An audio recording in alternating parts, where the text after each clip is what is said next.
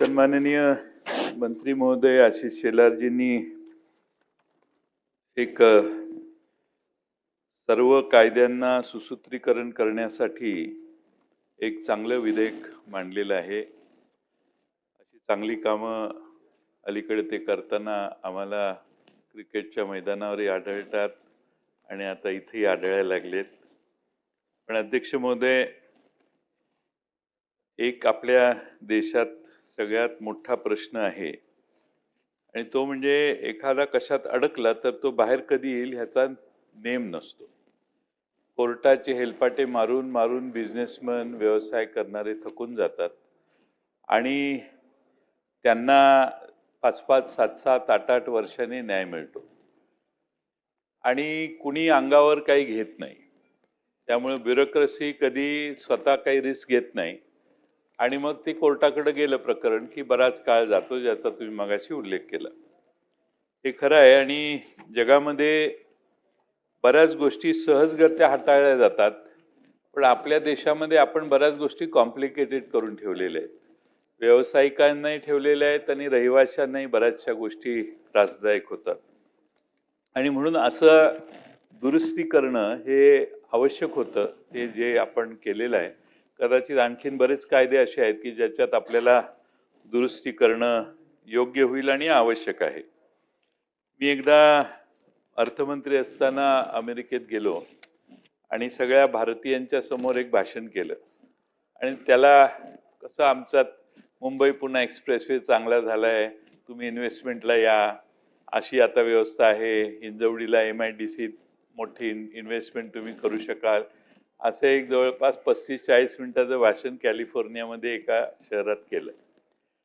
ते म्हटले ठीक आहे, चांगलं भाषण केलं, तर आम्हाला प्रश्न विचारायचे आहेत। प्रश्नोत्तर आहे ते मला माहीत नव्हतं, पण ते प्रश्न विचारायला लागलं। एकाने मला असा प्रश्न विचारला, आमच्या शेजारच्या प्लॉटचा आणि आमचा डिस्प्यूट झाला आणि तक्रार झाली किंवा त्यांनी आमच्यावर अतिक्रमण केलं, तर आम्ही किती दिवसात हा डिस्प्यूट आमचा रिझॉल्व्ह होईल, त्याला काही मुदत आहे का? मी म्हटलं नाही, त्याला न्यायालयात जावं लागेल। हा नाही, न्यायालयालाच किती मुदत आहे, न्यायालय किती दिवसात हा निकाल देईल?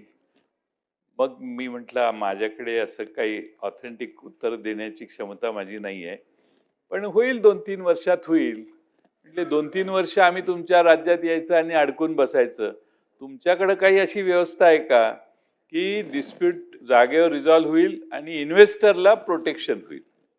आज महाराष्ट्रात काय चाललेलं आहे, महाराष्ट्रामध्ये इन्व्हेस्टरला त्रास देणारे फार लोक तयार झाले।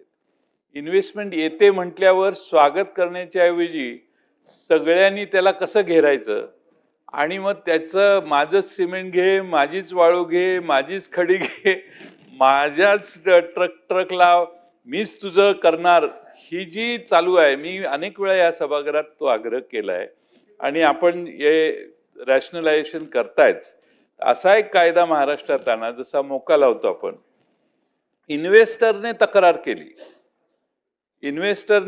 केली तर त्या कलमाखाली त्याला स्टेट अरेस्ट करण्याची अरेंजमेंट काहीतरी करा, कारण हे इतकं महाराष्ट्रात वाढलेलं आहे की ब्लॅकमेलिंग करणे, त्यांना त्यांच्या मागे लागणे, पोलिसही उघड्या डोळ्याने बघत राहतात।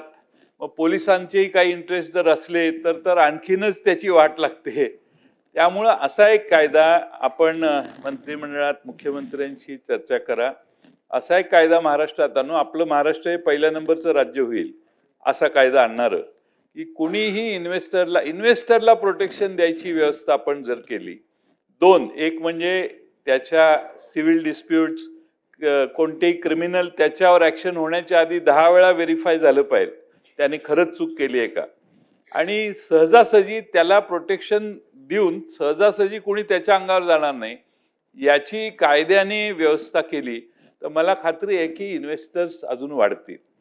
दुसरा महत्त्वाचा प्रश्न म्हणजे आपल्या राज्यामध्ये जसं इन्व्हेस्टरचं आहे तसं राज्यामधल्या बाकीच्या व्यावसायिकांना फार त्रास दिले जातात। आता नवीन येणाऱ्या इन्व्हेस्टरचं आपण बोलतोय, पण ऑलरेडी जे महाराष्ट्रात आहेत त्यांना किती लोकांना सहज एक प्रश्नावली पाठवा प्रत्येकाला की तुम्हाला त्रास देणाऱ्यांची यादी पाठवा। प्रत्येक इंडस्ट्री 2 ते 10 जणांपर्यंत तुम्हाला यादी पाठवेल, अशी आज महाराष्ट्रात परिस्थिती आहे.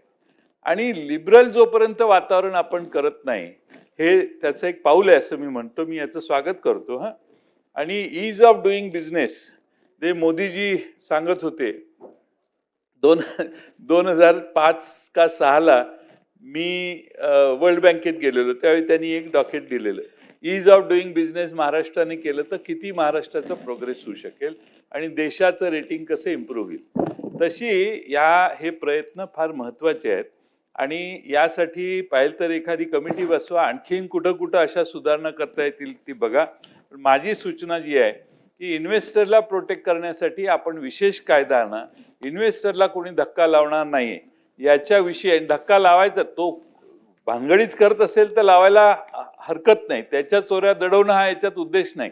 पण त्यांना त्रास देणार नाही कोणी, त्याला पाहिजे तसं लिबरली त्याने लोकांना कामं देणं वगैरे, बाकी त्याला बिझनेस करायला अडथळा होऊ नये, त्याची कॉस्ट ऑफ बिझनेस वाढू नये, याची जरा व्यवस्था करण्यासाठी कायदा सरकारने आणावा अशी सूचना करतो. आणि एक चांगलं विधेयक आपण आणलेलं आहे.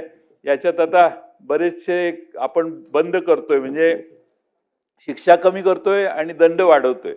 उत्पन्न वाढीचा हा मार्ग आहे असं मी म्हणणार नाही, परंतु दंड करताना असं कुठेही होऊ नये याची काळजी घ्या की जिथे दंडामुळे ते करण्यासाठी, म्हणजे शिक्षा करताना त्याला अरेस्ट आहे.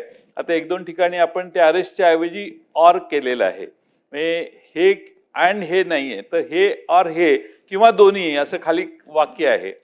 तर ह्याच्यामध्ये कुठेही फार मोठा, म्हणजे आता ह्याचा फायदा घेऊन एक 10-15 कोटी रुपयाचा जीएसटीचा कर किंवा जीएसटी नाही आहे आपलं, काय स्टॅम्प ड्युटी भरणं, याच्यातनं कोणी सुटू नये याची काळजी पण आपण घ्यावी, एवढीच माझी विनंती.